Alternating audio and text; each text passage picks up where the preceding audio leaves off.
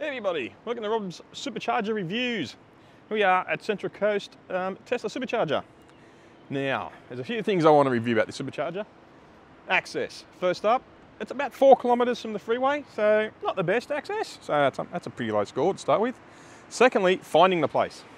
It's like an upper level top car park of a biggish shopping centre thing, which really is annoying. Though following the navigation isn't too bad, you can find your way up here pretty easy. Be careful though, driving up the ramp, there's a very sharp crest as you come up the top of the ramp up there, which will bottom out if you've got a Model 3. So be careful of that, go across at an angle, you're fine. Phone service here, yes, you can have a phone here. Phone service is actually pretty good because you're in a build-up area, it's not too bad. Amenities.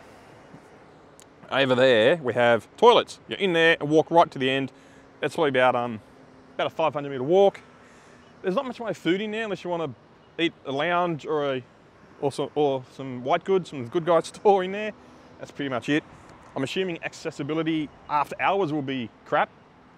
Because things close after hours, that's why they're called after hours. As for children, there's a childcare centre in there.